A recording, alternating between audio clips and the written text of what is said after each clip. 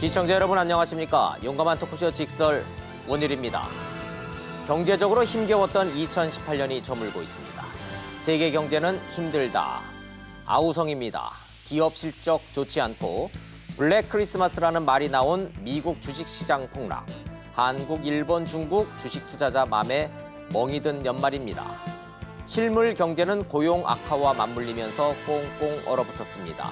내년도 경제 정책 방향이 그 어느 때보다 중요해졌습니다. 용감한 토크쇼 직설, 올 한 해 경제 정책 되돌아보고 내년도 방향 전망하는 시간 갖도록 하겠습니다. 함께 하시겠습니다.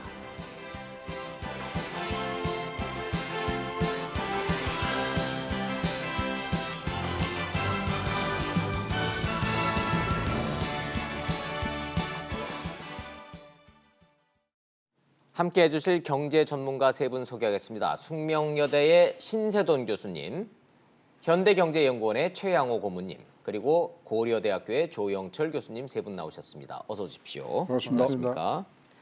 연말이 됐기 때문에 오늘 세 분 특별히 다른 출연자들 다 감사합니다마는 유난히 시청자들의 좋은 평가를 받고 있는 신 교수님, 최 고문님, 조 교수님 각별한 감사하다는 말씀 전하면서 감사합니다. 오늘도 나와주셨습니다. 좋은 말씀 잘 부탁드리겠습니다.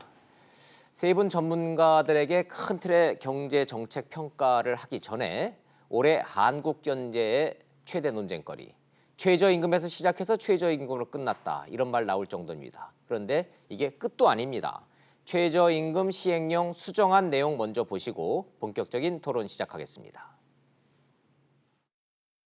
A기업의 월급 명세서입니다. 기본급 등으로 170만 원을 받는 경우 주휴수당 포함 여부에 따라 시간당 급여가 달라집니다. 실제 일을 한 만큼인 40시간을 기준으로 하면 월 근로시간이 174시간으로 내년 최저임금을 넘습니다.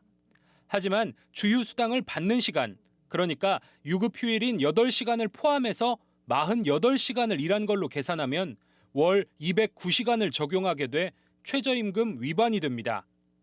고용노동부는 최저임금법 시행령 개정안에서 내년 1월 1일부터 주휴수당을 포함시켜 최저임금을 산정하겠다고 밝혔습니다. 법원의 판단과 고용노동부의 행정 해석이 차이가 있어 왔습니다. 이러한 혼란을 방지하고자 고용노동부는 시행령을 개정하여 주휴수당이란 일주일에 15시간이란 근무자가 하루 더 일한 걸로 인정받는 것으로 우리나라 외에도 타이완과 스페인 등 8개국이 도입하고 있습니다. 시행령 개정안에 대해 기업들은 주휴수당 지급 시간을 포함해 계산할 경우 최저임금 위반 업체가 속출할 거라며 반발하고 있습니다. 하지만 고용부는 우리 기업들의 급여 체계가 기본급이 적고 수당이 많은 복잡한 구조라서 이런 문제가 발생한다고 강조합니다. 또 각 기업들이 격월, 분기별로 주던 상여금을 매월 지급하면 해결된다며 관련 단협이 이루어질 때까지 최장 6개월 단속을 유예하겠다고 밝혔습니다.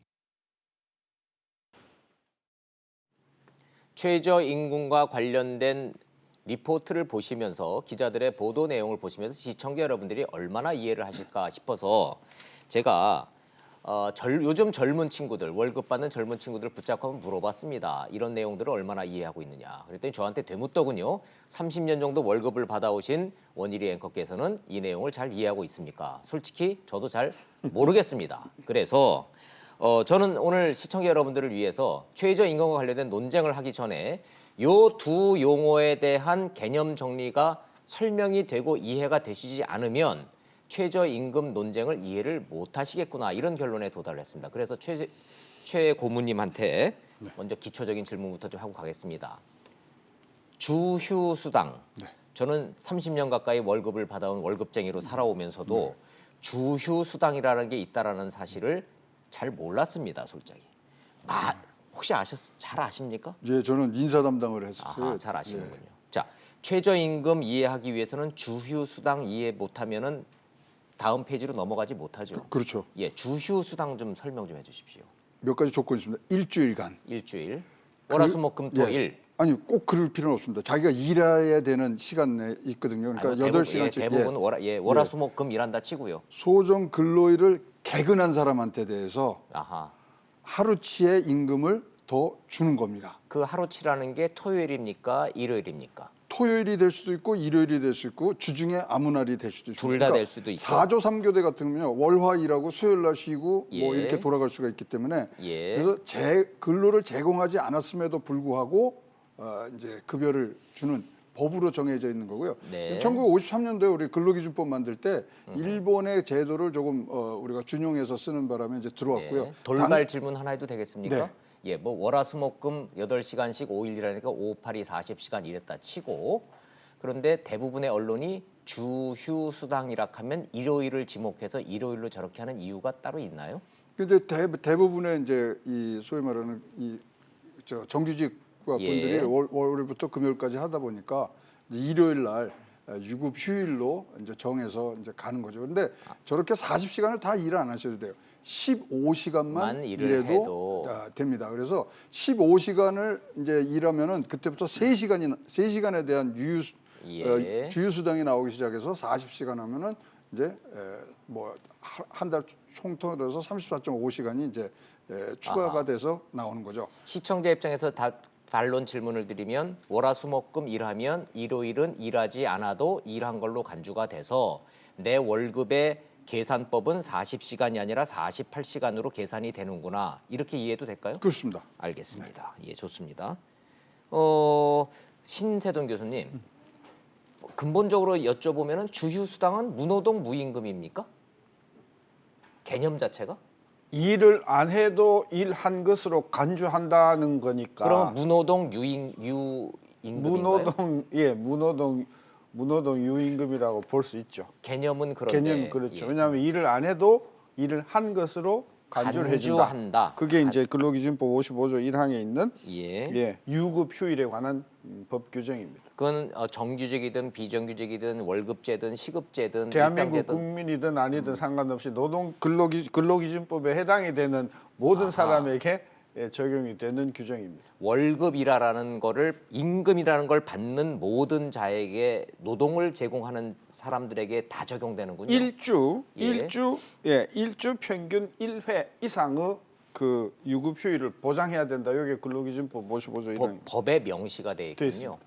알겠습니다. 그때 주는 돈을 우리는 지금 주휴 수당이라고 주휴 수당이라고 하는데요. 지금 근로기준법에는 평균 1회 이상이라고 했거든요. 네. 그래서 어떤 기업은 하루만 주는 기업도 있지만 예. 어떤 기업은 하루 이상을 주는 기업도 있어요. 네. 따라서 이제 그 경우에 따라서는 이제 네, 네. 이게 법으로 정한 거냐 아니면 약정이냐에 따라서 조금 달라지긴 하는데 어쨌든 법은 하루 이상의 유급 예. 휴일을 주도록 돼 있습니다. 예.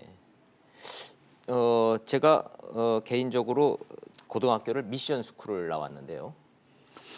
예수님이 일요일 날은 일하지 말고 쉬라 그랬다는 말을 들어서 어렸을 때부터 일요일 날은 공부하지 않고 저희도 쉬어야 근데 되겠습니다. 그 예수님이 그랬었는데 어느 예수님이냐에 따라서 다르죠. 어떤 예수님은 그 토요일 날 쉬라고 하는 예수님도 있거든요.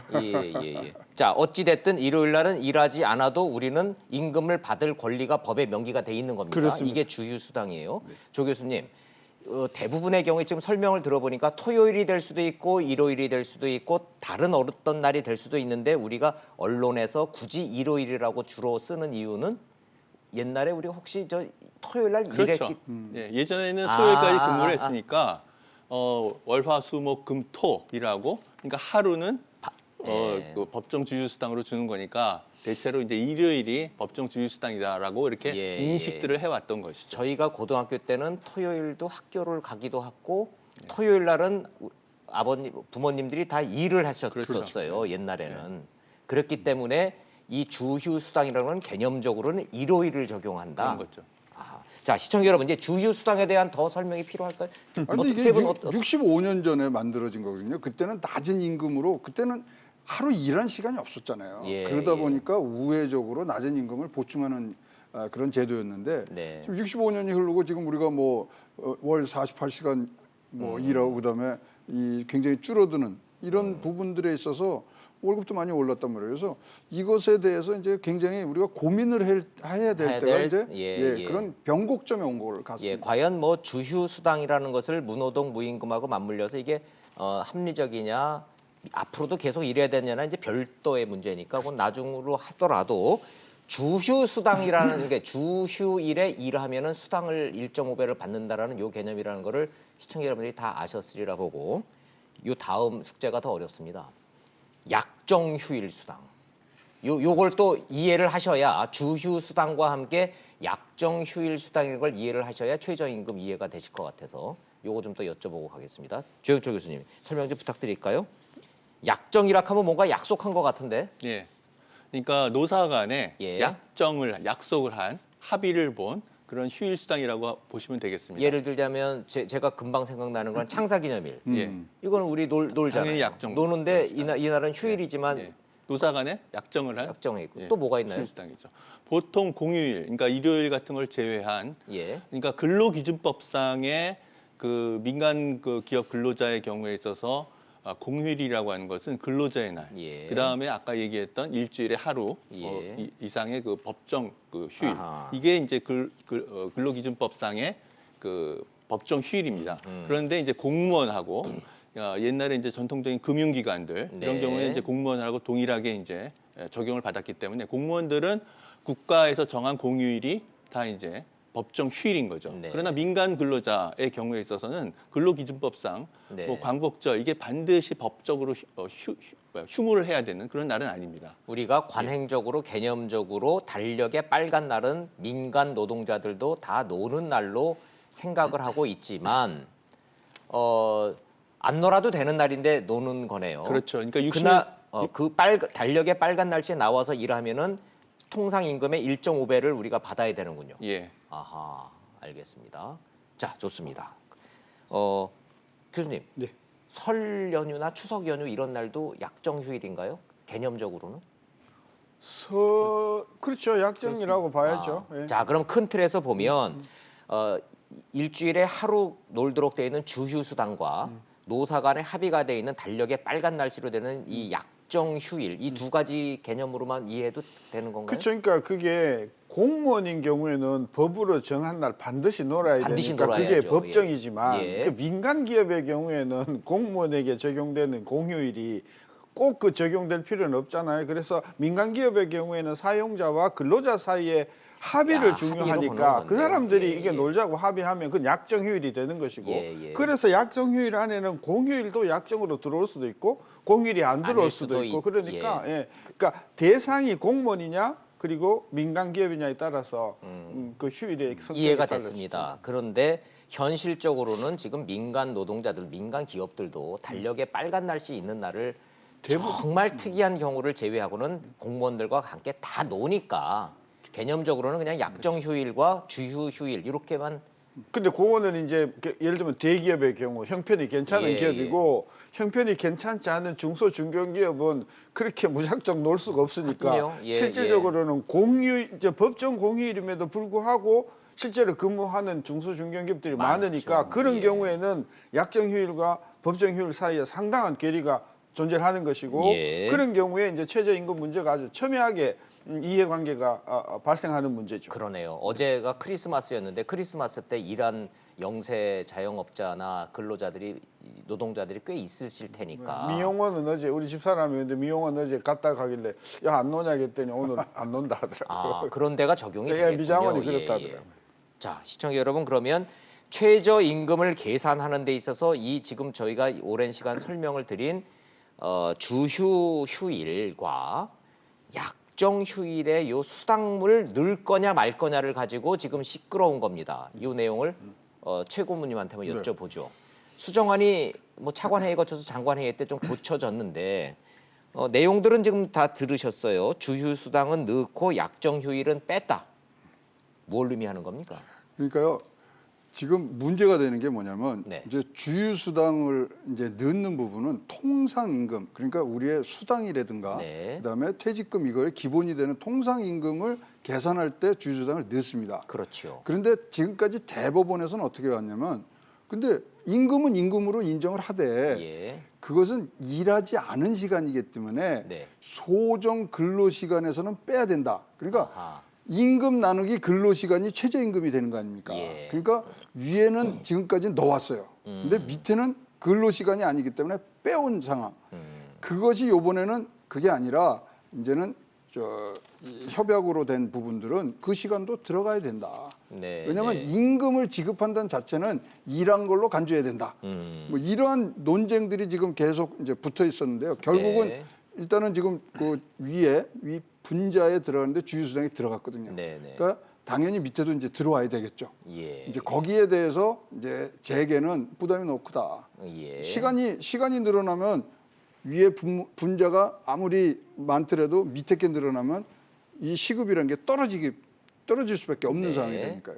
예. 그게 지금 논점의 아주 중요한 핵심인 핵심입니다. 거죠. 이 내용은 시청자 여러분들이 조금 그런가 이해를 하실 것 같으면서도 정확하게 다시 되물으면은 모르실 가능성이 있어서 좀 한 발 좀 더 여쭤보죠. 조영철 교수님, 주유 수당을 지금 집어넣겠다고 했던 이 시행령 이 수정안에 대해서 노동계는 뭐가 불만인 겁니까? 넣겠다 그러면 이거 자체는 노동계에 좀 환영할 만한 조치 아닌가요? 노동계는 지금 최저임금 예. 시행령에서 이 주유수당, 약정수당이든 법정 주유수당이든 다 들어가야 된다라고 약정 수당까지 다 넣어야 되는데 다 넣어야 된다라고 주장하는 거죠. 근데 재계는 아하. 소정 근로시간, 예. 실제로 일한 시간만 넣어야 된다라고 하는 입장인 거고요. 예. 당연히 노조는 지금 다 들어가야 된다라고 보는 입장인 거죠. 그렇죠. 예. 이건 좀 개념 정리가 좀 필요해 보이는데 주휴 수당이라는 것은 본질적으로 일하지 않았는데 일을 한 것으로 간주한 근로 시간인데 노동 시간인데 이거를 굳이 넣을 필요가 있냐라고 하는 이 재계의 목소리와 뭔 소리냐? 지난 65년 동안 임금 체계가 그렇게 돼 있었는데 당연히 들어가야지 하는 이 노동계의 이 논쟁. 신 교수님 이거는 어떻게 개념 정리를 그게 하십니까? 주휴 수당이든 그러니까 유급 휴일이든 약정 휴일이든지 간에 예. 일 안 하는 건 똑같거든요. 일을 안 하고 그러니까 법으로 정한 예. 주휴 휴일. 예. 그 근로기준법 55조 1항에 주 1회 이상의 유급 휴일을 줘야 된다라고 하는 그걸 우리가 주휴를 하거든요. 네. 주휴가 이제 8시간으로 치면 이제 법에는 1회 이상 줘야 된다고 했으니까 8시간 이상이죠. 네, 네. 그것도 노는 날이잖아요. 예. 일 안 하잖아요. 그렇죠. 일 안 하지만 법으로 돈을 줘라라고 이게 근로기준법이 돼 있고 네. 약정 휴일도 일 안 하는 거란 말이에요. 예. 그러니까 주휴가 됐든 약정 휴일이 됐든 일을 안 하는 건데 네. 안 하는 것을 그걸 일한 것으로 근로시간으로 집어넣으면 네. 상식적에 맞지 않다. 저는 그 재계의 주장이 저는 충분히 일리가 있다고 봐요. 아하, 예. 그러나 일을 하지 않았는데 일을 한 것으로 간주하고 임금을 지급한다라는 건 월급제에서는 지난 저희 이 개념으로 보면 그럼 2월 달에는 날짜가 뭐 28일밖에 없으면 뭐 200만 원을 받고 31일 된 날은 뭐 330만 원 받고 그러진 않지 않습니까? 그러니까 규정 자체가 월급으로 안 돼 있고요. 주로 돼 있잖아요. 주로 돼 있기 있어서. 때문에 예. 그걸 이제 52주를 12개월로 나누면 이제 한 달에 뭐 4.3주 정도 내외가 되는데 예. 그게 중요한 게 아니고 아하. 핵심은 뭐냐 하면 재계 쪽은 이런 거죠. 법으로 정한 주휴 휴일이나 예. 또는 약정 휴일이나 근본적으로 일은 안 한 날 아니냐. 그 안 한 일한 그 시간을 그게 뭐 한 주일에 8시간 해갖고 4주 해갖고 32시간을 하든 또 약정으로 하면 더 많아지는데 네. 야 그게 따라서 209시간이 되냐 뭐 179시간이 되냐 문제 핵심은 네. 일 안 한 날인데 그걸 일한 날로 간주한다는 것 자체가 재계로서는 상식적으로 받아들일 수 없는 것이고 아하. 대법원에서도 그 의견을 받아들여서 네. 대법원이 판단하는 근로시간은 예. 그 다 빼고 179시간으로 해야 예. 된다. 이게 이제 대법원에 팔린 거죠. 개념적으로 주휴일인 일요일은 어찌됐든 우리가 일하러 나가지 않고 집에서 쉬는 날인데 약정 휴일도 마찬가지. 약정 휴일, 달력에 빨간 날 돼 있는 날 근무 안 하고 노는 게 대다수인데 그렇죠. 일하지 않은 그 날짜에 그 시간을 일한 시간으로 계산하는 것 자체는 불합리하다라는 재계의 주장. 자, 노동계 주장은 뭡니까, 조 박사님? 그러니까 그 기업 입장에서는 임금이라고 하는 것이 근로시간의 대가, 예. 일을 해준 그 노동시간에 대한 대가다라고 이제 그렇게 주장을 하는 거죠. 그래서 예. 무노동 무임금 그런 네네. 이제 원칙을 제기하는 건데 근로자 입장에서는 그 특히 월급제라고 하는 것은 내가 한 달 동안 이 회사에서 일을 함으로 인해서 내가 한 달 동안 먹고 살 수 있는 생활이 가능한 예. 그런 임금을 받는다라고 생각을 하는 것이거든요. 아하, 예. 따라서 이 내가 자식을 키우고 내가 먹고 살고 하는 생계 유지가 가능한 그런 월급을 내가 받아야지 내가 이 회사를 다니는 거지. 그렇지 않으면 내가 이 회사를 다닐 이유가 없는 거죠. 그러니까 네. 당연히 근로자 입장에서는 한 달 동안 생계가 가능한 그러한 그 월급을 받는 것. 네. 그것이 월급의 개념이라고 생각을 하는 거죠. 그러니까 당연히 178시간을 일했건 190시간을 일했건 난 한 달 동안 내 가족을 생계를 유지할 수 있는 그런 월급을 받아야 된다라는 네. 개념으로서 법정 주휴수당 이런 것들이 들어가야 된다라고 보는 거죠. 네. 근데 그 논리는 뭐 근로자들이나 노동자들이 주장할 수 충분히 있는 이야기지만 제가 만약에 노조라고 하면요, 저는 다른 근거를 대겠어요.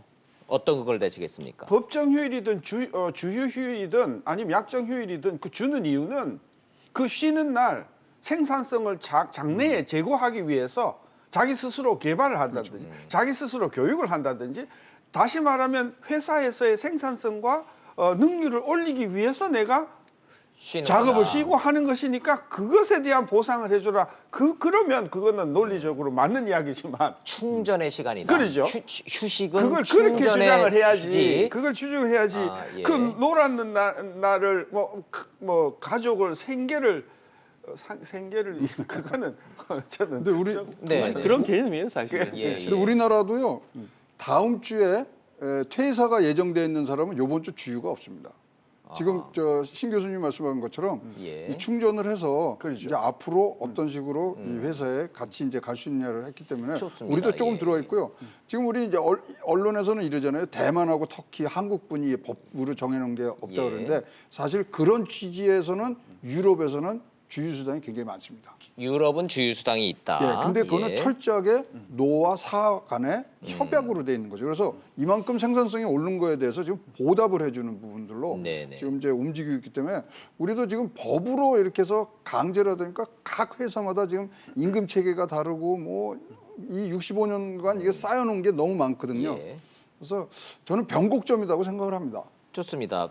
주휴 수당과 관련된 걸로만 통계를 보면 한국, 타이완, 스페인 등 8개 나라만 주휴 수당을 법으로 규정하고 있고 나머지 나라들은 전체적으로 글로벌 스탠다드는 뭐 폐지 안 하고 도입을 안 하는 쪽으로 지금 얘기를 뭐 되고 있다는데 중요한 건 우리는 법이 그렇게 돼 있으니까 다시 좀 논란으로 좀 돌아옵니다. 최고문님. 네.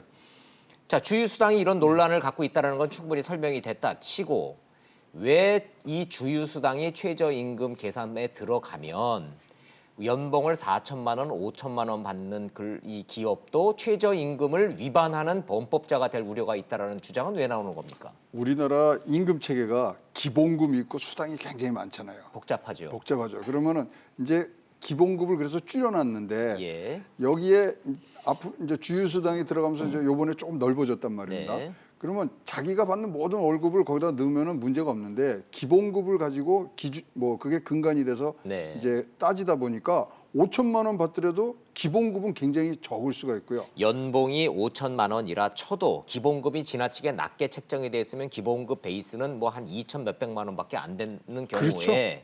이거를 근로 시간을 하고 나눠서 일하지 않은 일요일까지 이 분모가 늘어나면은 최저임금 8350, 8,350원에 미치지 못할 수 못하죠. 있다. 그러니까 아주 극단적인 예로 한 달에 제가 월급이 10만 원이에요. 근데 예. 2달에 한 번씩 상여금으로 1억을 받아요. 예. 그럼 굉장히 월급이 많잖아요. 근데 저는 최저임금 미달이네요. 최저임금 미달이에요. 그것만 그러니까 근데 두 달로만 넘어가도 그거는 이 통상임금에 지금 늘 수가 없거든요. 매월 예. 주기적으로 줘야 되기 때문에. 그러니까 그런데 이게- 간단하게 이런 거예요. 우리가 이제 회사에서 받잖아요. 네. 그 이제 그 받는 돈은 크게 정리하면 임금, 그러니까 기본급, 예. 기타로 우리가 분류할 수 있는데 네. 그 기타 중에서도 최저임금 산입에 들어가는 기타가 있고 안 들어가는 기타가 있단 말이에요. 네. 그 안 들어가는 기타가 굉장히 많단 말이에요. 네. 그러니까 예를 들면 여기 지금 우리 근로기준법 최저임금 시행 규정에 보면은 최저임금 계산에 들어가지 아닌 임금의 범위라고 해가지고 쫙 들어와 있는데요. 예를 들어 볼까요?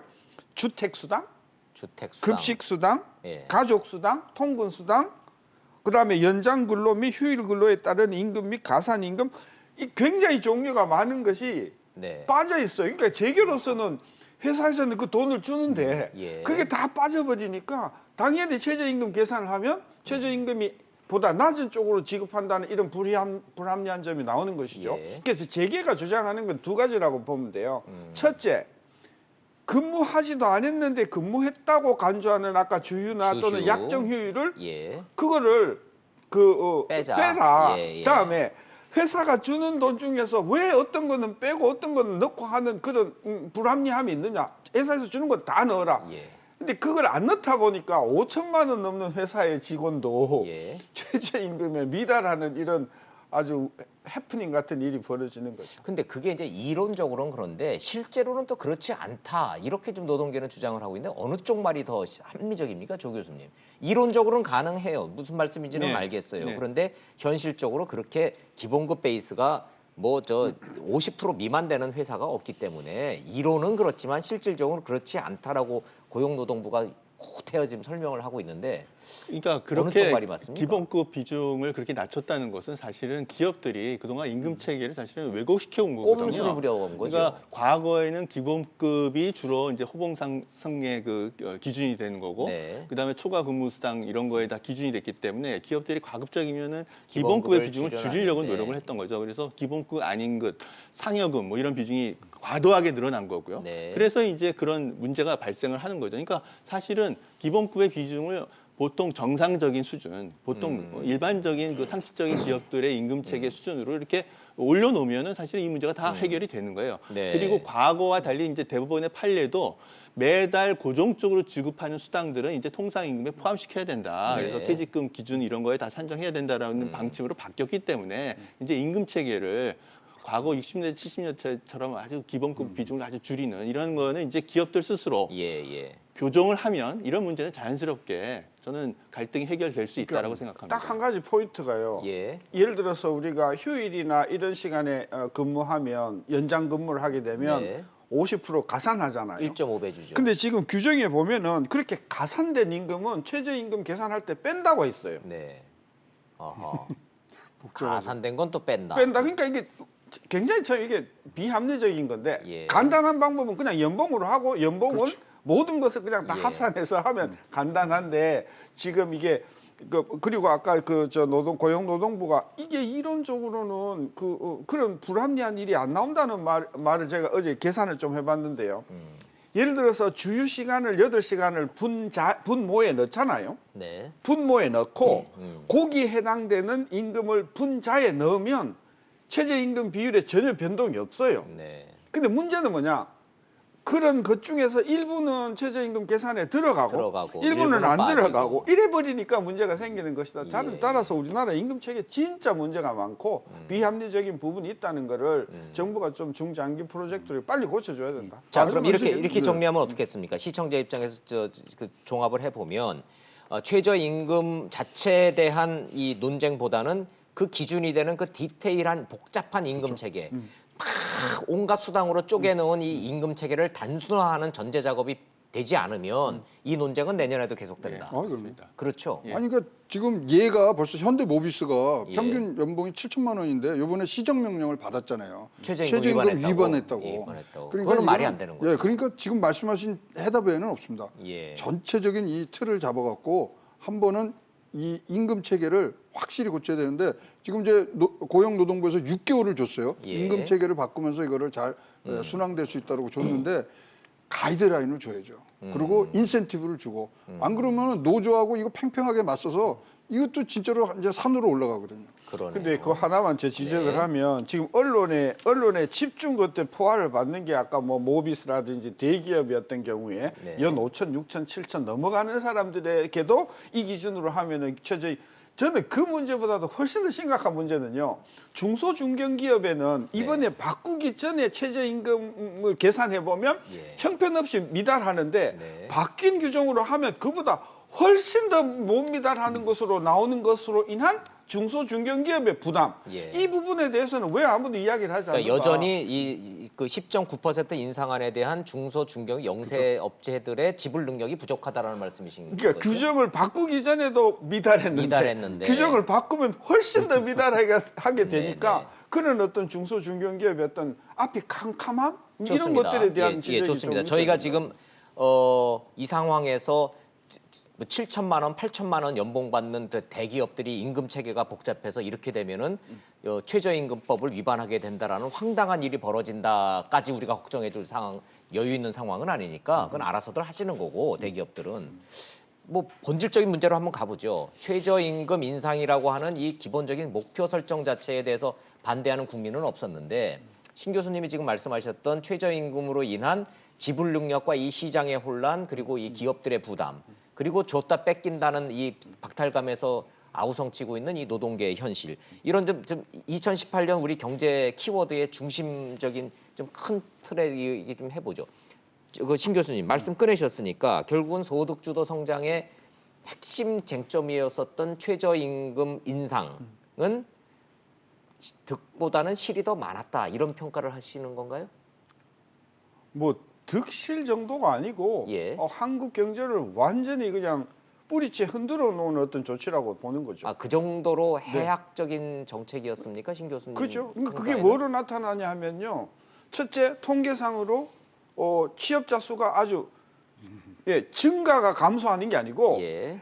아예 지금 18개월 연속 오히려 감소한다는 이런 문제가 지금 대두가 됐고요. 예, 지금 저희가 토크쇼 직설이 뽑은 키워드 중에 오른쪽에 맨 위편 고용 지표가 악화된 거는 최저임금 인상의 동전의 앞뒷면이었다 지금 이 말씀이신 것 그죠? 같은데. 네. 그리고 그 다음에 근로 시간이 지금 평균 2,700만 근로자의 평균 근로 시간이 예. 1시간에서 2시간 두 정도 시간씩 줄고 있고요. 줄었죠. 그 다음에 많은 자영업자들이 지금 폐업을 하고 있고요. 예. 그 폐업은 금년 내년에도 계속될 거라고 보는 거고요. 네. 따라서 이런 것들이 물론 모두 다가 최저임금 때문에 발생한 것은 아니지만 아니겠지만 그렇다 하더라도 최저임금이 굉장히 경기가 빠르게 침체하는 가운데 터졌기 때문에 네. 저는 그런 어떤 추세를 가속화시켰다는 차원에서 이 부분에 대한 어떤 그런 획기적인 어떤 대책이 있어 줘야 된다는 건데 네. 주말에 뭐 여러 군데서 뭐 제조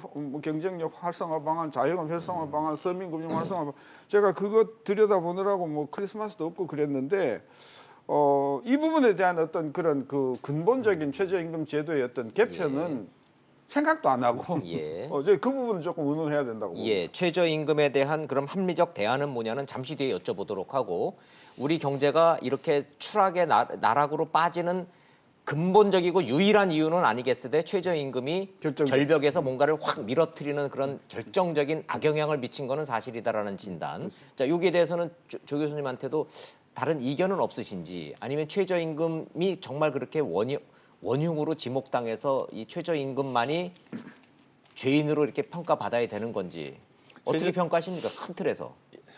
저는 최저임금이 어느 정도 예. 부작용을 야기했다고 생각을 합니다. 특히 저임금 노동자한테 예. 이제 고용이 다소 줄고 이런 영향을 미쳤다고 생각하지만 예를 들어서 우리나라 조선업, 자동차 산업 예. 이런 주력 산업의 그 경쟁력 저하라든가 뭐 이런 것까지 영향을 미쳤다라고 보는 것은 과도한 그 주장이다라고 생각을 하고요. 대량 해고의 네. 주범은 아니다라고 그렇죠. 보시는군요. 그러니까 이거는 벌써 주력 산업의 경쟁력 저하라고 하는 것은 10년 전서부터 논의되어 왔던 네, 것이고요. 네.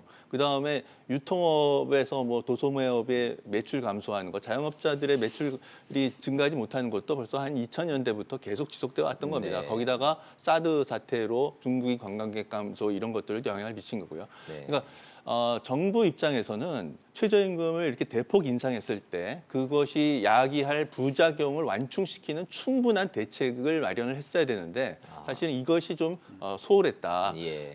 이제 그런 문제점을 이제 지적을 할 필요가 있다고 생각하지만 예. 한국 사회의 거의 모든 문제가 최저임금 때문에 발생한 것이다라고 주장하는 것은 좀 과도한 주장이다라고 예. 저는 생각을 합니다. 근데 거꾸로요. 예. 거꾸로 최저임금을 그럼 안 올렸으면 지금 우리나라 경제가 굉장히 좋을까요?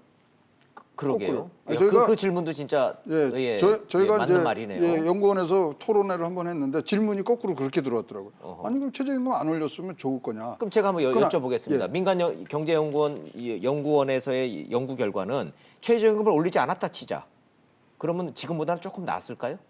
그건 뭐 지금 두 분이 말씀하신 대로 구조적인 부분들이 구조적인 부분이 분명히 이것들이 있죠. 산 거고 예. 세련되지 못하고 종합적인 거를 못 보고 한 정책 운영의 미스가 더 컸다. 그래서 예. 사실은 소득주도 성장을 할 때 먼저 최저임금 인상이 가장 먼저 나오니까 이게 소득주도 성장이 아주 뭐 핵심 이론처럼 보이는데 툴인 양. 그게 나와서 그 순서가 잘못됐다는 거죠. 예. 혁신 성장을 깔고 예. 까서 올라가는 부분들만큼을 최저임금으로 담고 예. 그다음에 공급을 어떻게 하고 그다음에 전체 산업적인 신산업에 대한 이런 그림들이 그려지는데 예. 순서가 잘못되니까 어떤 분은 이렇게 표현하더라고요. 상처가 막 나 있는데 예. 거기다 보고알 발랐다 그러더라고요. 보고알을. 예. 그러니까 뭐 여기 곰기 시작하는 거죠.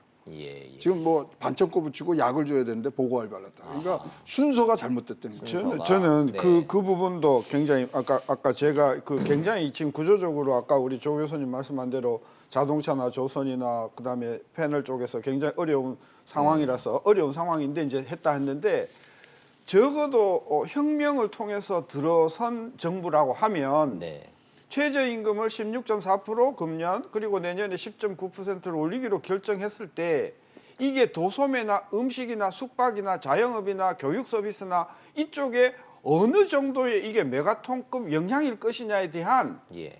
전혀 사전적 분석도 없었지만 더 중요한 문제는 작년 이 정부가 출범할 5월쯤서부터 투자도 죽고 실질 성장률도 꺾이기 시작하는 변곡점이었거든요. 네. 근데 그 당시에 정책을 출범하는 정부는 경기가 굉장히 좋다고 판단을 착오를 하신 것이죠. 아하. 저는 그래서 모든 말씀이 맞지만 작년에 이 정부가 들어와서 경제 정책을 내놓을 때 그 상황의 경제 판단이 굉장히 잘못됐다. 진단 자체가 애초에 아주 잘못됐었다. 잘못됐다. 네, 저는 예. 그건 지적해야 된다고. 근데 되돌아가서 좀 생각을 해보면 그때는 우리는 좀 안 좋았지만 미국이 전례 없는 호황을 누리고 있었고 미국 경기가 좋아지면 우리도 좋아지기 때문에 연말이 되면 이 충격을 딛고 효과가 나타날 것이다라는 그런 낙관적 전망 자체는 그건 아니죠. 그러지 않았나요? 그거는 아니죠. 아닙니까? 미국 경제는요, 금년이 작년보다 좋았습니다. 그렇습니까? 예, 작년에 우리 문재인 정부가 출범할 때 성장률은 2%대와 네. 3% 사이였고요. 올해는 미국 경제 성장률이 뭐 통계가 연율로 대충 한 연율로 한 3%나 또는 3.1 나온다고 봤으니까 미국 경제는 적어도 금년이 작년보다 좋았고요. 네. 그 다음에 작년에 특별히 이제 우리 정부가 착오를 일으키게 된 결정적인 이유는 반도체가 굉장히 좋았거든요. 예. 그러니까 반도체가 작년에 없었다고 하면 사실 이 정부가 이렇게 네. 과감하게 최저임금을 안 했을 거라고 봐요. 예. 반도체 때문에 적어도 성장률이 0.7%포인트가 추가가 됐기 때문에 예. 그걸 빼고 보면 작년 경제도 2.4 정도밖에 안 됐으니까 금년에 예. 2.5, 6.6이나 작년 경제가 기본적으로 안 좋았다. 네. 근데 이제 너무 의욕이 들뜬 정부가 이제 이 문재인 정부가 예. 최저임금 그냥 소득수도 성장하면서 그냥 찔른 것이 저는 걷잡을 수 없는 그런 어떤 결과. 당시에는 IMF나 IBRD나 OECD나 다 예. 경기의 정점이 네. 2018년 말인, 그러니까 2019년이 돼야지만 나타나기 시작한다 그랬는데 최근에 수정 보고서를 냈어요. 예.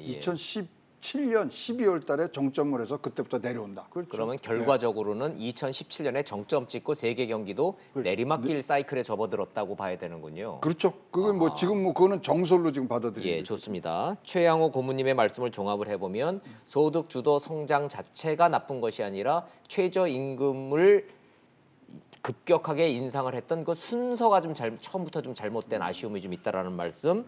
기본적으로 이 한국 경제와 세계 경제 전망에 대한 진단 자체가 잘못되면서 스텝이 엉켰다라는 신 교수님의 평가. 조 교수님은 어느 대목이 가장 아쉽습니까? 예, 저도 이제 두 분 말씀에 다 동의합니다. 예. 사실은 두 분 말씀이 다 결합된 것이라고 생각을 합니다. 그러니까 사실 2017년 5월달에 문재인 정부가 집권을 했는데 예, 근데 너무 준비 없이 했어요. 그렇죠. 인수위도 없었고. 인수위도 없었고요. 예, 그리고 촛불 바로 혁명- 최저임금을 예. 7월달에 결정을 한 거거든요. 그러네요. 그리고 그러고 보니. 예. 그러니까 뭐 준비도 할 새가 없었고 7월달에 그 경제가 신 교수님 말씀대로 정말 좋았거든요. 근데 그게 소위 말해서 이제 반도체 경기하고 건설 경기, 예, 소이노믹스 예. 뭐 이런 거에 의한 정점이었는데 이게 계속 좋아지는 상황이라고 판단을 했던 거죠. 이게 사실은 최저임금을 과감하게 밀어붙일 수 있었던 이제 배경인데 지나놓고 보니까 사실은 2017년 7월 정도가 사실은 정점이었던 것이 이제 드러난 그러면 겁니다. 그 당시에 기억이 생생합니다만은 청와대에서 연말 되면 좋아질 거다. 2017년 예. 연말 되면 예. 좋아질 거다. 2018년 연초가 되면 효과가 나올 것이다. 2018년 하반기 되면 좋아질 거니까 물 들어올 때 노젓자. 예. 뭐 이런 청와대의 발언들이 괜히 나온 얘기가 아니라 그렇죠. 그런 전망이 있었군요. 최 교수님이 그 말씀하셨던 것처럼 그 당시에 시장에서는 상당수가 2017년, 18년 계속 경기가 좋아질 것이다. 상승 국면으로 간다라고 이제 생각하는 그런 전문가들이 예. 많았고 당연히 그 전문가들의 의견을 받고 청와대나 이런 데서 좋아질 예. 것이다라고 이제 예상을 했던 건데 실제로 지나고 보니까 지금은 이제 거시경제 상황 판단이 이제 다른 거죠. 예. 2017년이 정점이었다라고. 그때 보는 거죠. 오판할 수 있는 숫자들이 그거죠. 3.1% 갔거든요. 2017년도에. 그러니까 좋고요. 그다음에 2018년 1월 달에 수출 증가량이 OECD 1등을 해요, 우리가. 네.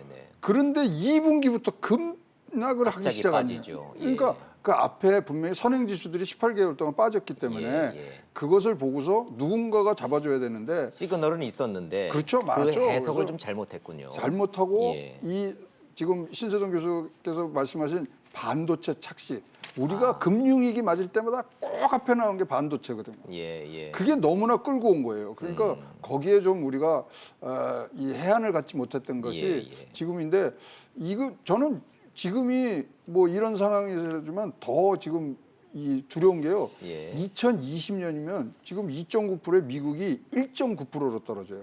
2020년은 모든 나라가 지금 경기 침체기라고 얘기하는 좋습니다. 과연 2019년 이거 지금 2020년을 우리가 준비해야 되는 아주 중요한 시기인데 알겠습니다. 예. 이렇게 또 이 소득주도 성장이니 뭐 이런 아주 개념적인 이 패러다임의 변화 이거 갖고서 지금 또 이 허송세월을 할까봐 그게 걱정입니다. 우리에게 이런 착시를 갖고 온 그 반도체 수출이 저런 식으로 떨어지면은 가슴이 철렁철렁합니다. 저 그래프를 볼 때마다 반도체마저 꺾이면 과연 한국 경제가 얼마나 버틸 저 수 있을까? 통계가 지금 11월 말이거든요. 예. 12월 20일까지 통계는요. 저 예. 반도체가 지금 마이너스 전년 동비 9.8%입니다. 아 그러면 마이너스로 12월에는 아마 12월에는. 마이너스로 들어갈 것이 거의 확실한데 저게 11월 통계라서 예. 최근 그 통계가 포함이 안 예, 된 거예요. 시청자 여러분들 너무 불안해하실까봐 차마 12월 것까지는 예상치는 제가 일부러 그리지는 않았습니다. 그렇습니다. 다만 추세적으로 반도체도 꺾이고 있기 때문에 반도체마저 꺾이면 한국 경제가 얼마나 더 어려워질까에 대한 이런 얘기 좀 하고 있습니다.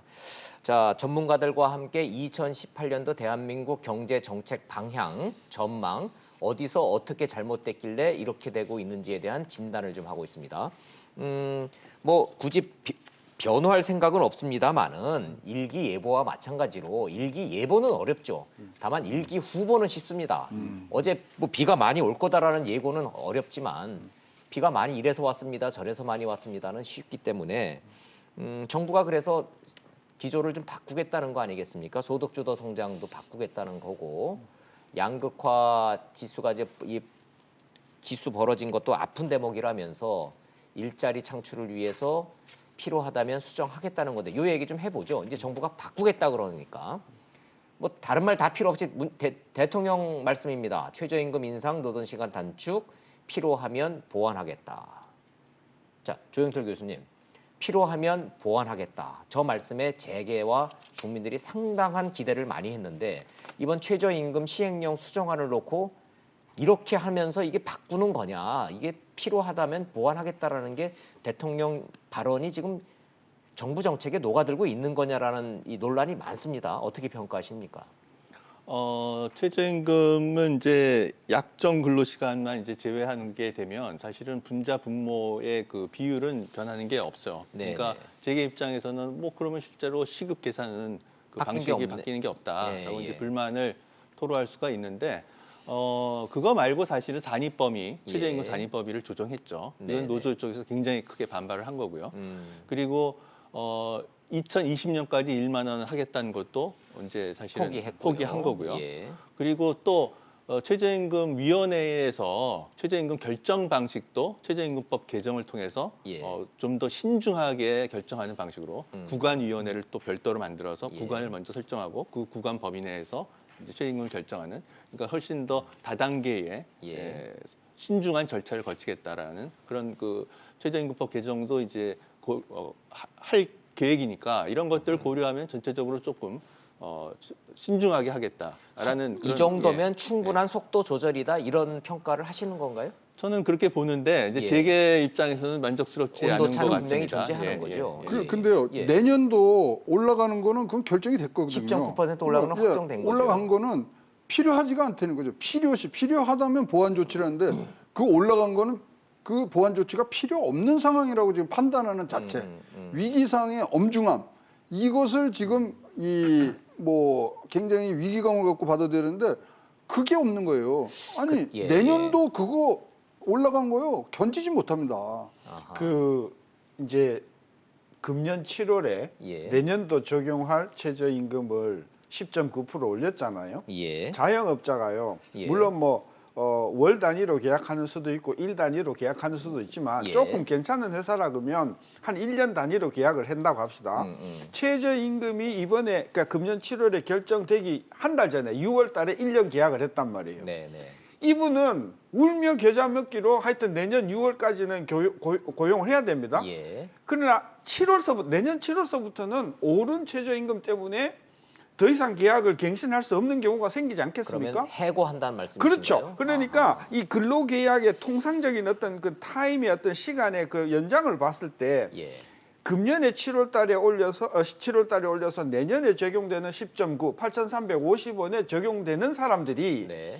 1월서부터 적어도 한 6월까지는 계속 근무하는 상황으로 가더라도 네. 7월 전후에서부터는 저는 굉장히 많은 어떤 그런 분들이 예. 일자리가 이제 그 추락할 것이다. 작년과 마찬가지로 또 그렇죠. 고용 참사로 이어질 가능성이 있다고 그렇죠. 경고하시는 겁니까? 내년 내내 저는 그 효과가 발휘할 예. 것이라고 봐서 지금 대통령께서 필요하다면 뭐 예. 개정이나 뭐 개선을 저는 그 너무 현상을 예, 시청자 여러분들 다시 좀 정리를 해서 좀 말씀을 드리면 10.9%로 이미 확정돼서 방망이 땅땅땅 두들겨 돼 있는 내년도 최저임금 인상을 놓고 어느 정도 수준이 적절한 속도 조절이냐 이 얘기 좀 하고 있습니다. 김진표 의원을 비롯해서 몇몇 민주당 여당 의원들을 저희 용감한 토크쇼 직설에 모셔서 이 똑같은 질문을 드려본 적이 있어서 제가 전문가 여러분들의 의견도 한번 구하겠습니다. 김진표 의원을 비롯한 여당의 일부 의원들은 10.9% 확정됐지만 이거 숫자 고쳐야 된다. 국회에서 논의해야 된다고 그러는데 여당 내에서도 저항이 심하고 너는 논란이 많아서 어떻게 될지 모르겠다 이렇게 말씀들을 하고 계십니다. 자, 조영철 교수님. 이거 확정된 거는 확정됐으니까 불가역적으로 계속 가야 됩니까? 아니면 일부 주장이 나오는 거대로 이거 다시 바꿔서 좀 내려야 된다는 게 진정한 속도 조절로 봐야 됩니까? 그러니까 그 김진표 의원께서 10.9%가 과도하게 높은 인상이다. 그래서 이걸 낮춰야겠다라고 판단하셨다면 이거 그대로 시행되면 내년에 악소리 난다고 그건 그러시거든요. 결국 최저임금 법을 개정하는 수밖에 없어요. 예, 최저임금 예, 법을 개정해서 최저임금위원회에서 10.9%로 결정했지만 이것이 뭐 과도하다라고 사후에 판단이 되면 다시 낮출 수 있다라는 법입니까? 시행령입니까? 법입니다. 법에서 좀 그거는 바꿔야 법입니다. 됩니다. 이거는 예. 시행령으로 할 수가 없습니다. 예, 예. 그러니까 법 개정 그 사항이에요. 여야가 합의를 이루어야 된다. 협의를 해야 되는 거고 제가 볼 때 자유한국당이나 이런 데서는 찬성할 가능성이 있겠지만 저는 더불어민주당 내에서 반대가 굉장히 많을 거라고 생각을 하고요. 반대로요. 예. 야당 의원들한테 이거 물어보면요. 의외로요. 확정된 건 그냥 가야 되는 거 아닙니까? 이렇게들 또 말씀들 하시는 거예요. 왜냐하면 그렇죠. 예. 야당은 책임이 없는 거예요. 여기에 대해서. 그래서 이게 과연 여야가 합의를 거쳐서 10.9%를 숫자를 과연 바꿀 것이냐. 저는 이 부분이 궁금합니다. 사실은 국민들도 그게 궁금한 거 저는 아닐까요? 현실적으로 네. 현실적으로 가능하지 않다라고 현실적으로 생각합니다. 불가능하다고 보시는군요. 이거 법 개정을 해야 되는 거고요. 예. 최저임금 결정된 것을 낮추기 위해서 법 개정을 한다. 굉장히 어려울 거다. 모양새가 안 좋고요. 어떻게 법 개정을 할지도 좀 그 어려울 거다, 모양새도 이렇게 보시는 하는데 거고. 예. 오히려 저는 10.9% 인상이 굉장히 그렇게 타격이 크다라고 판단한다면 예. 예를 들어서 그 제로페이 제도라든가 지난번에 그 카드 수수료를 대폭 인하하지 않았습니까? 네네. 그래서 그 효과가 사실 굉장히 커요. 한 700만 원에서 많은 캐는 한 1,500만 원까지 되니까 그 정도의 1년 그 혜택이 오면은 최저임금 뭐 한 명 정도, 2명 정도 비용 상승은 충분히 커버할 수가 있는 거거든요. 네. 또 한 가지 상가 임대차법 지금 아직도 국회에서 예. 계류 중이지 않습니까? 이런 것들 개정을 통해서 보완할 수 있는 조치가 충분히 있다. 그래서 네. 제가 볼 때는 최저임금법을 개정해서 결정된 거를 다시 뭐 낮추는 이런 건 굉장히 좀 무리한 수고 아하. 다른 방법을 통하는 것이 저는 훨씬 더 현실적인 현실적이다라고 대안일 생각을 합니다. 것이다.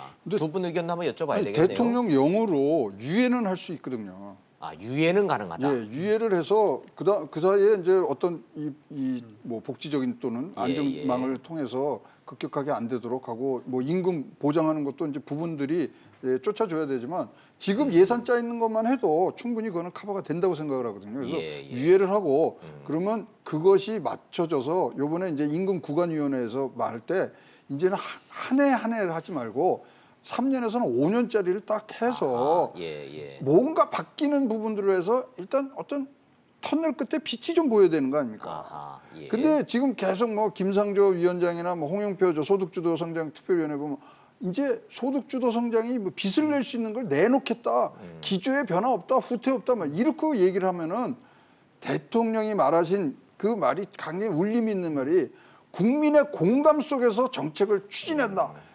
이거 대통령이 그렇게 말씀하셨는데 뭐 다른 지금 강요들은 이런 식으로 한다는 게 나는 좀 이해가 안 갑니다. 메시지 전달이 불분명하다고 신 교수님도 보십니까? 저는 그 대통령께서 필요하면 이 최저임금 관련된 이 법을 고치라고 했을 때는 네. 저는 그걸 포함한다고 생각했어요. 예. 워낙 상황이 어렵고요. 예. 어려운 상황은 내년에도 지금 상당 기간 지속이 될 거기 때문에 그렇게 기대를 하셨는데. 하셨어요. 네. 저는 그래서 저는 그 내년도 적용되는 10.9%는 일단 6개월 정도 유예를 하고 상황을 보고 하겠다 뭐 이런 조치까지도 생각을 했는데 기대를 하셨었는데 지금 뭐 나오는 이야기는 뭐 기껏해야 뭐 그죠 약정 휴일을 뭐 넣고 빼고 이 문제는 굉장히 실망 많이 했고요. 아, 그리고 지금 당장 급한 것은 뭐냐 하면 상식적으로 근무하지 않은 시간은 근로 시간에서 다 빼고요. 예. 회사에서 받는 거는 뭐 산이 파냐 마냐 이렇게 복잡하게 가지 말고 회사에서 받는 돈은 단돈 10,000원짜리 한 장이라도 다 받는 걸로 저는 해서 저는 그 빨리 그 숨통을 틀어주는 것만 해도 저는 상당히 그것이 큰 어떤 그 부담을 경감하는 거라고 그렇게 봐요. 가야 시장이 기조 정부의 기조가 바뀌었다라고 실감할 그렇죠, 거다. 그렇죠, 지금 상황 요 정도 갖고는 그렇죠. 논란 갖고는 기조 변화를 못 느낄 거다 못 이렇게 느끼- 보시네요. 예. 근데 국회가 좀 빨리 받아줬으면 좋겠어요. 왜냐하면 예. 이번에 시행령 개정으로 해서 이 법을 입법 예고도 하고 어떤 법 집행에 대한 그런 큰 네. 그다음에 어떤 처벌 범위 등이 했는데 이거 위헌이거든요. 예. 뭐 일부 학자들이 얘기를 하고 있습니다만 행정부 시행령으로 이 확대되는 부분들은 이건 위헌이라는 얘기들이 네네. 많고요. 그렇다면 지금 빨리 국회에서 받아서 이 문제에 대해서는 심각한 토론을 해주셔야죠. 네, 알겠습니다. 자, 여기에서 그럼 최저임금 문제는 12월 31일까지 어떻게 되는지 최종적으로 잘 좀 지켜보시기로 하고 날짜가 며칠 남지도 않았습니다. 2018년 최대 경제 이슈는 뭐였는지 서울 시민이 본 경제 이슈가 있습니다. 그 표 좀 한번 보여드리면서 바쁜 시간 좀 이어나가도록 해보겠습니다. 아유, 역시 1번은 뭐 무조건 일자리군요. 예. 어떻게 보세요, 최고원님? 그 민간 경제연구소 시장의 이 경제 이슈와 서울 시민이 본 경제 이슈가 대충 맞습니까? 뭐 거기 뭐 다 뭐 순서대로 잘 맞고요. 순서 정도죠.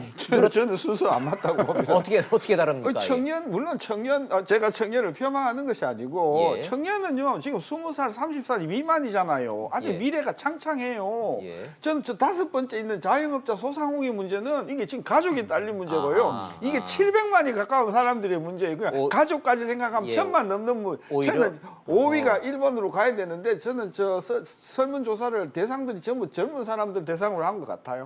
젊은 사람들은 일자리를 가장 큰 이슈로 뽑았고 당장 먹고 살기에 힘든 분들은 자영업자들 소상공인인데 거기에 대한 지금 가중치가 좀 부족한 것 같다 이런 말씀을.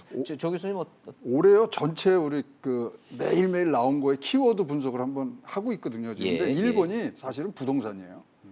부동산이 하도 왔다 갔다 하고 예. 이 청년 실업 자영업자 소상공인 문제는 너무나 예. 그냥 아주 그냥 가슴 아프게 와닿으니까 예. 순서가 그렇게 높진 않은데 심각성은 제일 크죠.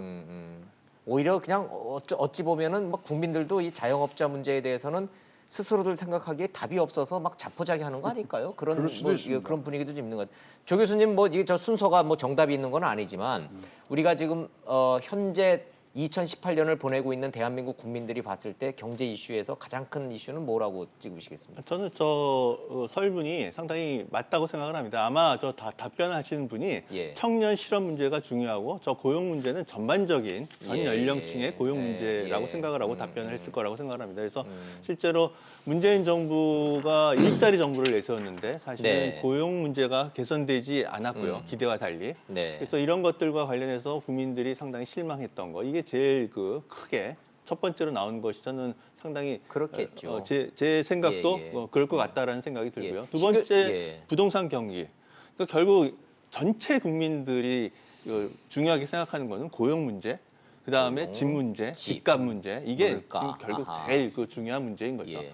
신 교수님 말씀이 사실은 반영이 돼 있는 게 3위의 최저임금 협상이 결국은 최저임금이 자영업자 문제고 소상공인 문제랑 연결돼 있기 그렇죠. 때문에 네. 자영업자와 최저임금 문제를 뭐 띄어서 갈 수는 없겠죠. 그렇게 보면 신 교수님이 보시는 자영업자들에 대한 그 근본적인 문제. 난 저 부동산 경기라는 게 뭘 의미하는지 잘 모르겠어요. 부동산은 갖고 있는 사람들은 아니, 그러니까 자기 부동산 집값 떨어지는 가격이 게 좀 좀 두려운 거 안정이 아닌가요? 됐으면 그 박수 쳐야 될 일 아닌가요? 지금 많이 안정됐죠. 그러니까 그게 됐다고? 예. 왜 저게 내년에 문제가 된다고 보는지 저는 의아한 것이고요. 생활물가는 뭐 그 수긍이 가긴 예, 예. 가지만은 요 휘발유값이 얼마나 떨어지는데요. 휘발유값은 저는 덜 떨어지는 게 오히려 문제라고 예, 예. 봐서. 국제 유가가 이렇게 떨어질 줄 알았나요? 아니 그러니까 예. 지금 뭐 1,300원, 1,200원까지 예, 빠져야 예. 되는데 안 빠지고 있는 것도 그래서 저는 내년도 제가 느끼는 가장 중요한 문제는 저는 굉장히 자영업자들 소상공인이 많이 무너지는 것 같고 가요. 네. 그다음에 그로 인해서 실업자가 많이 생길 것 같고요. 그다음에 뭐 청년 문제라든지 부동산 가격 하락이라든지 이런 것들은 저는 상대적으로 좀 덜 중요한 문제라고 봐서 예. 전 자영업자 소상공인에 대한 정책적인 대응 정부가 네, 많이 네. 내놨지만 아니 자영업자 소상공인은 신 교수님이 제가 특별히 감사드리는 게 2018년도 용감한 토크쇼 직설에 자주 나오셨지만 네. 자주 나오셔서 소상공인 자영업자 대책을 경고하고 이렇게 챙겨주시고 이렇게 합리적인 대안을 제안해 주셨다는 점에서는 네. 저희가 특별히 감사를 드립니다. 아마 정부도 그 점에 대해서는 제가 감사를 그 드릴 출신이라 겁니다. 그렇습니다. 그래서 아 소상공인 소상공인 출신 자영업자 출신 흑수저 출신이시라. 예. 저 서울연구원에 저 나온 그 통계 중에 뒤에 붙어 있는 게 하나 있는데 재밌는 거 하나 예. 소개해드릴게요. 이 정부에서 개선하지 못할 것. 아 예. 예. 그게 1, 2, 3, 4번으로 쭉 나오는데 그거 한번 보여드릴게요. 예. 이겁니다. 이게 아니 이거는 비관적이지만 예. 개선 아예 못할 못할 거라고. 거. 1번이 예. 소득 양극화, 소득 2번이 자영업자, 3번이 청년 실업고용. 이거는 여기에 대해서는 이 개선이 전혀 기대감이 없는 순서가 그렇게 또 나와요. 아니 그럼 시간은 없지만 그 얘기 좀 해보죠. 왜냐하면 이거는 어느 정권의 문제가 아니라 대한민국 사회가 해결해야 될 문제 과제인데 이걸 안 될 거다라고 국민들이 믿고 있다. 이건 문제기 때문에. 문제죠. 자 1번 소득 양극화 문제를 해결을 못할 거다라고 우리 국민들은 믿고 있다고요. 네. 의심하고 있다. 네. 아이고 그러면 이건 제일 부익부 빈익빈이 더 심해질 거다. 양극화가 더 심해질 거다는 얘긴데 이거 자꾸 우리가 비관만 할 게 아니라 이 문제를 해결하기 위해서 문재인 정부는 내년도에 그러면 뭐부터 해야 되는지 좀 하나 좀 짚어 주시겠습니까? 혹시 신 교수님 이거 빈부벽 격차 이 부분은 문재인 정부 제일 아파하는 대목인데 예, 그거는 빈부 격차나 양극화는 경제의 현상으로 나타나는 증세예요. 예. 뭐 고혈압이라 할까? 예. 뭐 이게 증세예요. 예, 그러니까 문제 핵심은 뭐냐? 영세 자영업자하고 중소상공인이 좀 더 경쟁력 있고 먹고 좀 더 튼튼하게 해줘서 대한민국의 중산층이 바로 자영업자고 소상공이다라고 만들어줘야 돼요. 예, 예. 그거 1, 2년 안에 안 돼요. 최소한 저는 한 15년은 간다고 봐야 돼요. 네. 따라서 정부의 모든 역량이 그야말로 소득주도 성장을 원하면 예. 그야말로 양극화 개선을 원하면 국가의 국력을 전 중소자영업자의 경쟁력을 세계화시켜주는 쪽으로 앞으로 한 15년 가져야 된다. 예. 그래서 자꾸 무슨 뭐 현대자동차의 그 뭐 5조짜리 프로젝트 그거 풀어줄 생각을 하지 마시고 네. 지금도 무너지고 있는 중소자영업자들을 위해서 정부가 앞으로 중장기적으로 뭐를 해줄 수 있는가 이런 부분에 대한 대책을 만들어 주셔야 되는데 제가 예. 지난 주말에 나온 대책을 아무리 봐도 그런 게 안 보여서 저는 이제 좀 절망적인 거죠. 중산층 허리를 튼튼히 하는 장기적인 대책으로 가야 된다. 반짝 대책으로 가지 말라. 이런 이제 조언으로 좀 해석을 하겠습니다. 조 교수님은 뭐부터 하시겠습니까? 소득 양극화 이 예. 문제는 이건 뭐 문재인 정부라서 해결해야 될 문제 아니지 않습니까? 아, 우리가 그렇죠. 예. 지속 가능하려면 해결해야죠. 예. 그러니까 양극화 문제, 청년 실업 문제 이런 것들이 연결돼 뭐 있죠. 단기간 내에 해결되지 않을 것 같다. 문재인 정부 내에서 해결되지 않을 것 같다라는 그런 답변은 어떻게 보면 굉장히 국민들이 정확하게 문제를 보고 계시는 거예요. 오히려 정확하게 보고 이게 있는 거군요. 뭐 불평등, 양극화라고 하는 것이 외환위기 때부터 지금까지 수십 년 동안 그게 계속 악화되어 온 거거든요. 네. 그러니까 이게 1, 2년 만에 해결될 수 없는 문제다라는 것을 일반 국민들도 인식을 하고 있는 거죠. 네. 청년 실업 문제도 사실은 저임금 일자리, 중소기업에는 사실 빈 일자리가 많아요. 근데 네. 청년들이 원하는 것은 내가 평생 동안 일을 할 수 있는 내 생계를 책임져 줄 수 있는 네. 그런 괜찮은 일자리를 찾고 있는 거지. 지금 뭐 단기 금방 2, 3년 내에 망할 것 같은 그런 직장을 지금 원하는 게 네. 아니지 않습니까? 그러니까 괜찮은 일자리를 만들지 않고서는 청년 실업 문제가 해결되기 어려운 거고요. 네. 이런 문제가 사실은 간단치 않은 문제다라는 것을 일반 국민들도 알고 있다. 다 예. 인지를 하고 있는 그런 예. 문제다. 정부도 과욕 부리지 말고 그렇습니다. 일자리를 만들고 양극화 해소하는 중산층을 위한 중장기적인 대책으로 뚜벅뚜벅 가야지 뭔가 이렇게 탁 터뜨리려고 하면 안 된다는 말씀. 뭐 좋은 말씀 좀 해주시죠. 이제 네. 2019년도 다가오는데. 예. 항상 좋은 말 했는데 예. 저는요 2020년이 더 어렵고 그렇기 때문에 2019년도 뭘 하려고 그러지 말고 진짜 아하. 뭐가 잘못된지 진단을 하는 해로 여기서 지금 경기가 내려갈 때는요 재정을 많이 쓰는 거는 찬성을 합니다만은 이 내려갈 때 쓰는 거는 굉장히 비효율적이거든요. 네. 그래서 지금 어떻게 우리가 임금 개편, 이 체제를 개편하느냐 또 사회적으로 대타협이 이렇게 무엇인가 이걸 찾아서 이 정부만이 할 수 있는 그런 아주 이 특수한 분야들이 몇 군데 있어요. 네. 노동을 비롯해서 몇 군데 거기서부터 출발을 다시 하는 그래서 새로 시작하자. 새로 2019년도 시작하자. 지금 자영업자 너무 안 된다고 거기다 그냥 마중물 붙이시면 돈만 붙지 말고 일단 새로운 이 시작을 위한 진단을 한번 이제는 아주 이 광범위하게 또 전문가들이랑 같이 한번 해보시는 게 저는 2020년을 대비하는 그런 어떤 대책이 되지 않을까 봅니다. 예. 2019년이 문제가 아니라 2020년 진짜 추운 겨울이 찾아오고 있다라는 중장기적인 전망까지 좀 해주셨습니다. 감사합니다. 2018년 대한민국 경제 상황 진단해보고 뭐부터 잘못됐는지 2019년에 좀 더 나은 경제를 위해서는 뭐를 주안점을 두고 우리가 봐야 하는지를 두루두루 살펴봤습니다. 달력이 넘어간다고 새로운 세상이 짠하고 나타날 리는 없는 것이고 한 발 한 발 합리적이고 실효성 있는 경제 정책 만들어줄 기대하면서 2018년 전문가들의 경제 전망은 여기서 정리하도록 하겠습니다. 신세동 교수님, 조영철 교수님, 그리고 최영호 고문님 감사합니다. 잘 들었습니다.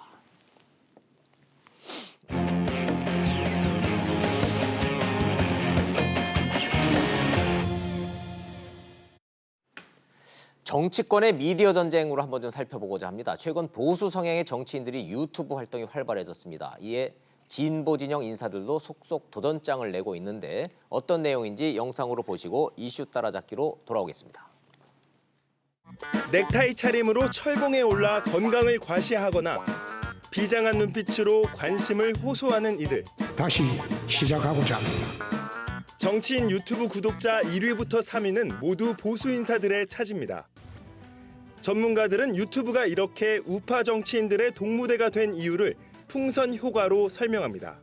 언론 환경을 국민들이 볼 때는 정권 교체 이후에 많이 바뀌었다 이렇게 생각을 하니까 그쪽으로 가는 거죠. 보수 정부 때 팟캐스트가 되게 진보적인 쪽을 흥했던 거하고 같은 맥락이죠.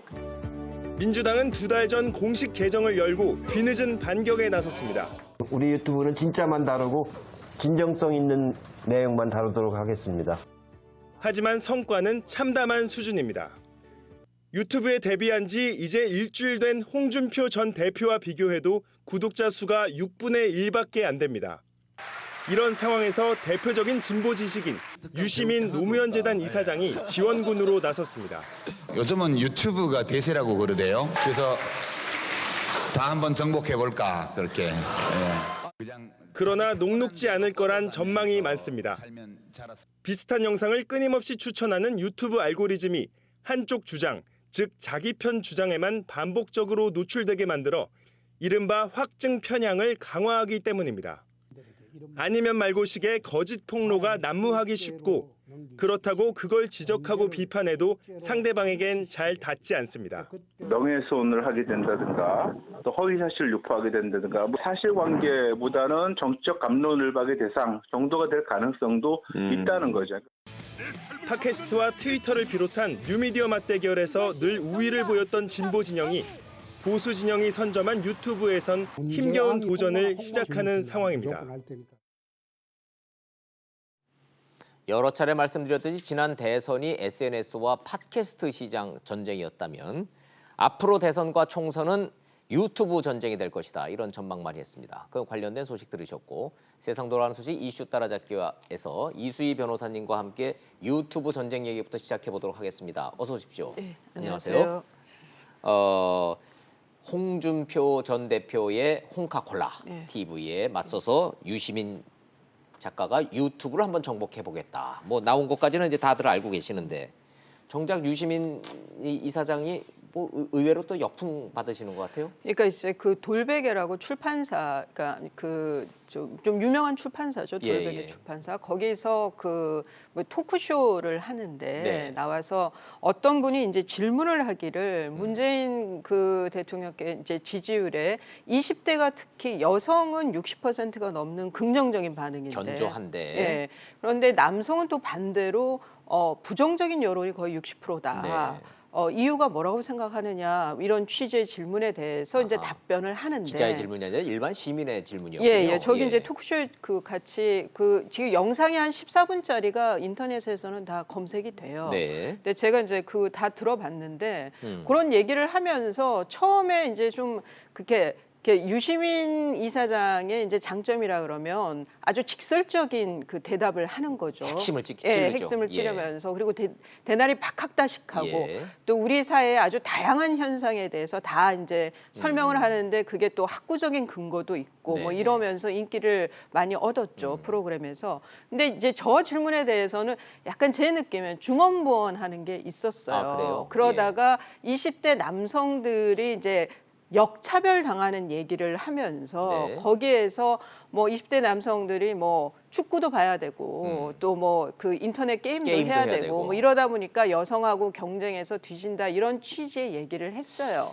잠깐만요. 질문의 요지는 왜 20대 남성들이 문재인 지지하다가 돌아섰습니까가 질문의 요지였는데 답변은 20대 남자는 축구도 하고 게임도 하고 그 시간에 여성들은 공부도 하고 이게 뭔가 좀 앞뒤가 안 맞는 대답을 했습니다. 예, 그래서 제가 이제 중언부언이라는 것도 말씀드렸고 또 하나는 즉답을 거의 못했어요. 이제 그러니까 지금 이 20대 남성이 유독 문재인 대통령에 대한 지지도가 낮은 이유를 분석 중인 거죠. 청와대도 예의주시를 하고 있다 그랬고. 근데 유시민 작가의 설명대로라면 20대 남성이 축구나 하고 게임이나 하고 그 사이에 여성들은 공부하는 사이에 축구하고 게임만 해서 멍청해져서 지지를 철회하고 있다. 이렇게 3단 논법으로 연결되는 거 아닙니까? 그러면 20대 남성들이 듣기에는 이건 설명이 안 되는 것 같아요. 그러니까 우리의 고민을 이렇게 조롱하느냐 내지는 우리의 고민을 이렇게 철부지처럼 만드느냐는 그런 비판이 지금 이제 인터넷상에서 큰 역풍을 맞고 있는 거죠. 20대 남성들이 실제로 저 발언에 대해서 반발을 하고 있습니까? 예, 이제 그 인터넷 댓글들을 보면은 진영을 떠나서 지금 뭐 친문 사이트라고 하는 곳에서조차도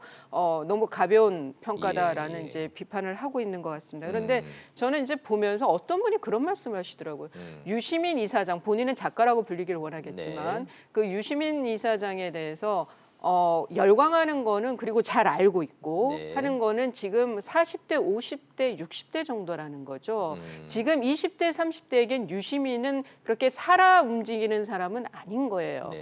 저희 때 이제 뭐 80년대 학교 대학 다녔던 사람들한테는 좀 그 우상과도 같고 뭐 냈던 책들도 아주 열풍을 일으켰었죠. 아주 필독서였고. 하지만 지금 20대, 30대에겐 그런 존재는 아니라고 그러더라고요. 그런 그 얘기는 유시민 작가가 지금 20대, 30대의 정서와 좀 떨어져 있다고 볼 수도 있는 거고. 그래서 좀 저는 유시민 작가가 저 질문에 대해서 나도 고민 중이다.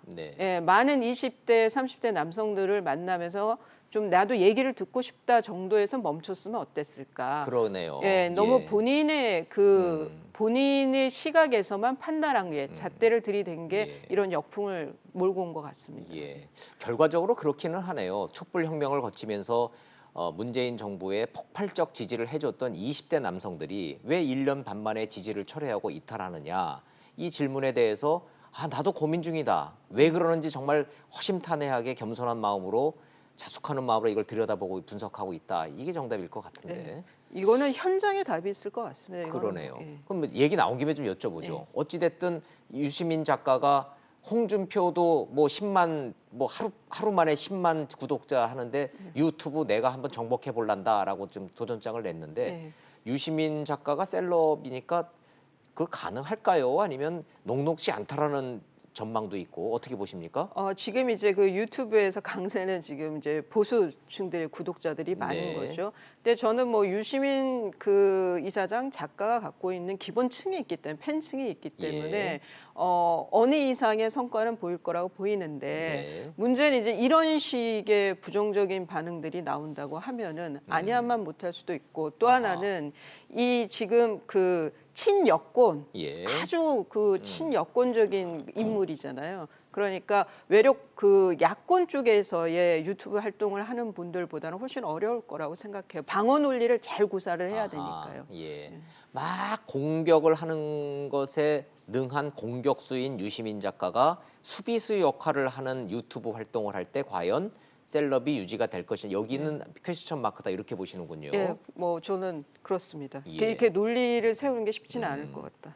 합리적인 생각을 갖고 있는 국민들 입장에서 보면은 어찌됐든 하고 싶은 얘기, 듣고 싶은 얘기만 골라서 막 하는 이른바 보수 진영의 유튜브 활동도 예. 뭔가 좀 문제가 좀 있고 상당한 거부감이 좀 있는 것도 사실입니다만은 가짜 뉴스와 진짜 뉴스가 옥석이 구별이 안 되잖아요. 그러니까 이제 대단히 지금 혼란스러운 상황이라고 예. 봐요. 지금 시기가 이렇게 좀 좌우로 왔다 갔다 하다가 네. 저거 어느 정도를 찾으면 좋겠다. 그래서 저는 시장에 맡겨 놔야 된다는 예. 입장이긴 한데, 그래서 뭐 한쪽에서는 가짜 뉴스에 전쟁을 선포해야 된다 이런 의견도 있지만 저는 시장에 좀 놔둬보자라는 건데요. 근데 유시민 그 작가가 나서서 또 극단적으로 정말 뭐 예. 완전 반대편에서만 얘기를 한다고 하면은 그것도 썩 좋은 현상은 아닌 거죠. 좋습니다. 유튜브에서 보수 진영 양쪽에서 극단적인 가짜 뉴스 논쟁을 벌이면 이슈 따라잡기에서 저하고 이수희 변호사께서 옥석을 한번 가려보죠. 뭐. 제가 석을 하겠습니다. 예, 이거는 저 가짜 뉴스입니다라고 우리가 명확하게 가려줄 건 가려줄 필요가 좀 있는 거죠. 이건 주장에 불과하다. 좋습니다.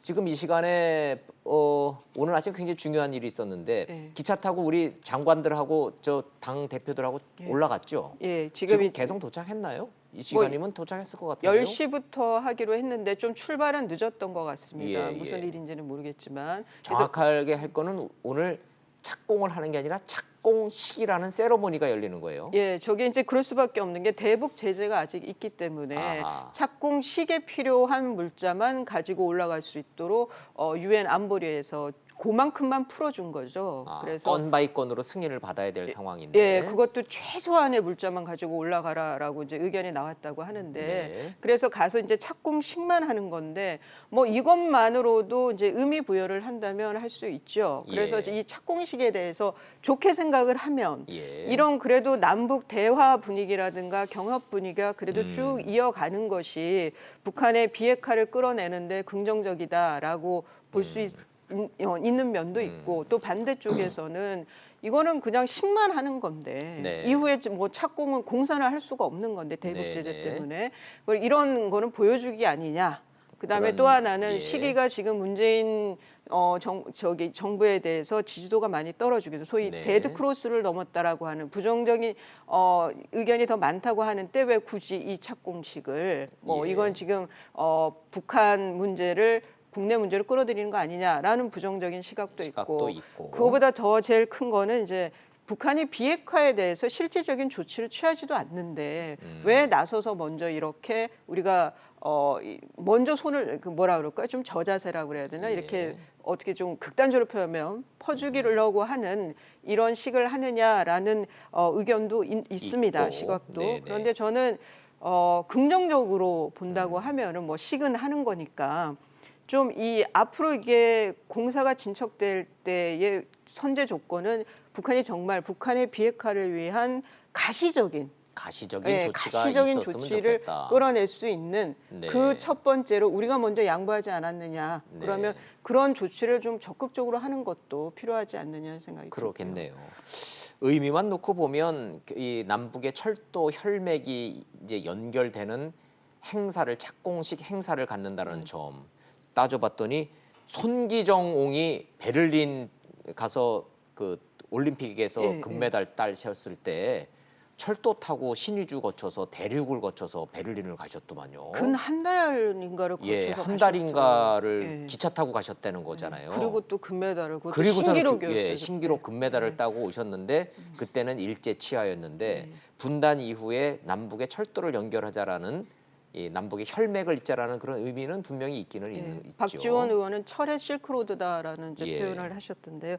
뭐 저는 좋게 긍정적인 면을 예, 보는 예. 것도 좋을 것 같습니다. 자, 국민 여러분들이 뭐 그거를 반대하실 리는 없을 거고 다만 모든 것은 북한의 비핵화와 연계가 돼 있기 때문에 아직도 갈 길이 멀다 이렇게 정리하고 가죠. 예, 그렇죠. 얘기 나온 김에 이거는 저 주말 동안에 아니 크리스마스 연휴 동안에 하도 뉴스가 많이 나와서 예. 김정은이 진짜로 30일 날 1박 2일로 온답니까? 아니 그게 이제 물리적으로 어렵다라는 게 이제 어렵다. 예, 대체적인 의견이 대체적으로 청와대에서 북한을 잘 아시는 분들 사실 아니다라고 명시적으로 해명했죠. 아니 한 언론 매체가 이렇게 얘기를 했죠. 예, 그러니까 예. 오보다 12월 30날은 오보다라고 했고 그리고 대북 그 북한 쪽을 잘 아시는 분들은 물리적으로 이거는 힘들다. 물리적으로 그래서 연내라는 거에 대해서 너무 의미 부여를 하지 말자. 예, 답방 그 자체에 대해서 의미 부여를 하자라고 하시더라고요. 좋습니다. 그럼 이건 제가 정리를 해드리죠.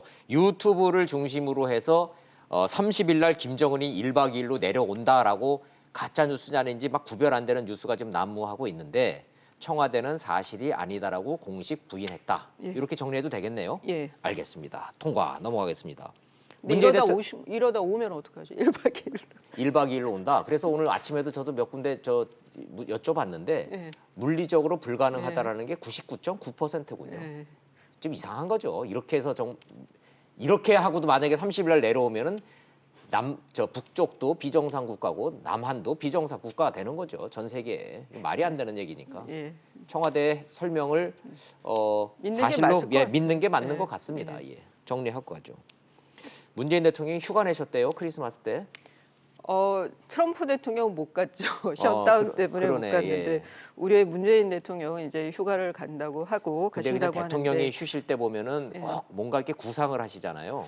그래서 이제 이게 내각이 개편이 있는 거 아니냐, 청와대 내에 인사 그 개편이 있는 게 아니냐. 궁금하네요. 어떻게 될까요? 저는 이제 그 기강 회의 문제가 계속 나왔죠, 청와대 내에서. 그래서 청와대에 또 인사 개편은 몇 주 전에 이미 또 얘기가 나왔어요. 비서관급까지 이제 그 개편을 하겠다고. 근데 이제 문제는 민정수석에 대해서 지금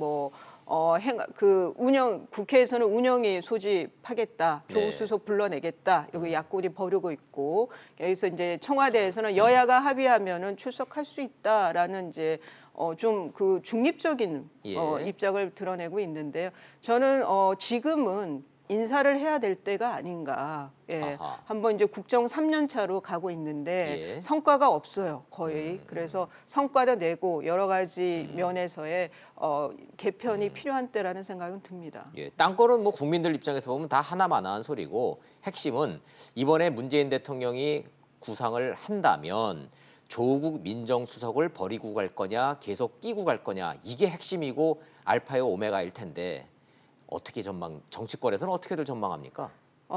전망은 지금 이제 문재인 대통령이 그러니까 문재인 대통령보다 그 조국 수석이 이번 정권의 좀 상징 같은 인물이 되어 있기 때문에 경질을 하기는 쉽지 않을 거다 이런 얘기들이 많죠. 많군요. 예. 그런데 조국 수석이 묘한 말을 이제 이전에 해서 지금 SNS에 맞으면서 쭉 가겠다라고 했으니까 계속 그 자리에 있겠다는 얘기인데 그 전에 한 얘기는 이제 그 민정수석으로 그 재임 기간이 지금 이전에 문재인 대통령이 민정수석으로 있을 때보다 한 6개월 정도 남았대요. 그 최장 기간을 따지면.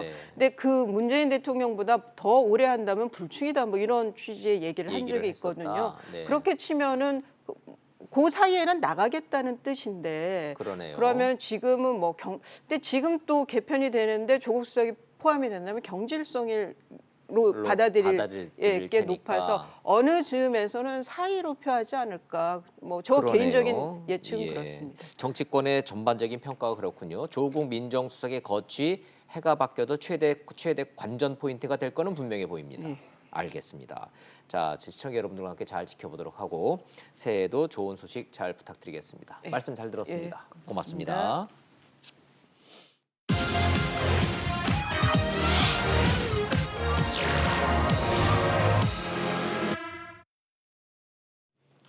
2년에 걸친 최저임금 인상 논쟁은 결국 답을 못 찾고 연말을 넘기는 듯합니다. 2년에 30% 가까이 인상, 부작용이 이렇게 클 줄 몰랐다면서 밀어붙인 정부가 원망스럽긴 하지만 이미 엎질러진 물입니다. 뒤늦게 속도 조절 보완책이라면서 시행령 수정안 내놨지만 주는 쪽도 받는 쪽도 불만일 수밖에 없습니다. 노동자들은 왜 줬다 뺐냐? 사장님들은 줄 능력이 없다. 주휴수당, 약정임금, 산입범위 결국 악마는 디테일에 숨겨져 있던 겁니다. 기본급 외에 각종 수당, 복잡한 임금체계 관행, 들쑥날쑥한 통상임금 기준, 이거 먼저 해결해야 할 선제 조건들은 놔둔 채 최저임금 10,000원 목표, 첫 단추부터 잘못됐다는 평가가 대세입니다. 이제부터라도 복잡한 임금체계를 단순화하고 통상임금 기준 단일화해야 합니다. 노동시간 단축과 노동 유연성은 함께 추진돼야 균형 있는 정책이 될 겁니다. 양쪽 모두에게 조금씩 욕먹고 간다. 이런 식이면 풍선 누르기식 미봉책일 뿐입니다. 착하기만 한 정책이 아니라 정교하고 합리적인 정책, 내년을 기대하면서 직설 마치겠습니다. 시청해 주셔서 고맙습니다.